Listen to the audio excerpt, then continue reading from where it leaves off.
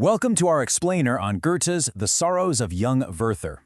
Today we're diving into the tragic love triangle at the very heart of the novel. And this isn't just any old story. It's a full-on battleground for the soul of an entire era. So what really happens when you mix uncontrollable passion, a deep sense of social duty, and cold, hard reason, and have them all orbit the same person? Well, that's the central question here. The story is a pressure cooker, and these three characters are on an inevitable collision course. The explosion is what makes this story so powerful. You see, this is so much more than a love story. It's kind of like a philosophical Royal Rumble. Each character represents a completely different way of looking at the world, and their conflict really just mirrors the huge intellectual battles that were happening back in the 18th century. On one side, you have the Enlightenment. Think logic, order, reason, a world where everything has its proper place. And on the other side, you get a hurricane of raw emotion, untamed nature, and chaotic passion. That's the Sturm und Drang, or storm and stress, movement. Our three characters are the living, breathing embodiment of this epic clash. Okay, so let's meet the man who basically lights the fuse on this whole emotional powder keg. He's the heart, the soul, and the tragic hero of our story, Werther. This quote just nails it, doesn't it? It gets right to the core of who Werther is. He's a man completely governed by his feelings, living in a world where the only rules that matter are the ones written on his heart. Logic, society, norms, all that stuff is just noise to him. And these aren't just personality quirks. They are the literal ingredients for a tragedy. His intense emotional swings, his rejection of social norms as a prison, and especially his obsessive love, which he feels as a consuming force. It's all a recipe for disaster in the structured, rational world he lives in. And this is so much bigger than just one guy. Werther is the poster child for a whole revolution of the heart. Sturm und Drang was a massive rebellion against the cold, sterile world of reason. It was a declaration that true life is found in the messy, beautiful, and often painful chaos of our emotions. So the key thing to realize is that the tragedy isn't something that just happens to Werther. He is the engine driving it. His passion is the fuel, and his inability to reconcile that feeling with the world around him is what sets the whole tragic story in motion. Now, every storm has an eye, right? A calm center where all the chaos swirls. For Werther, that center is Lot.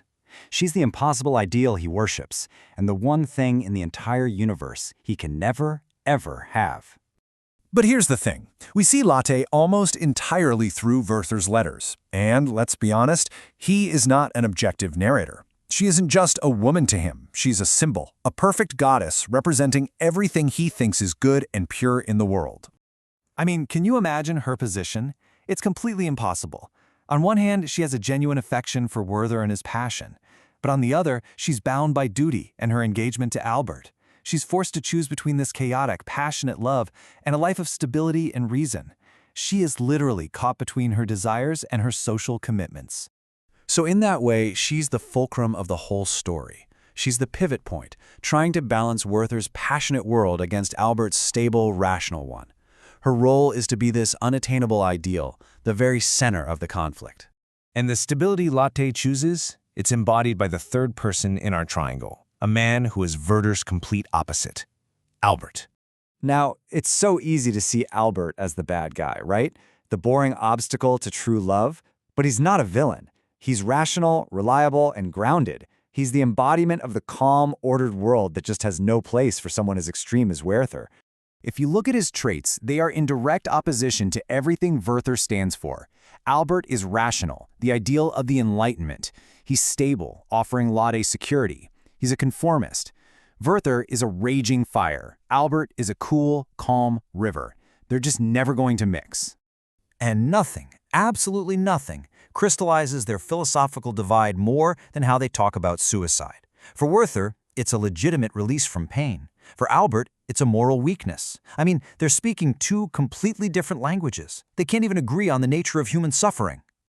So Albert's role in all this is to be the rational obstacle.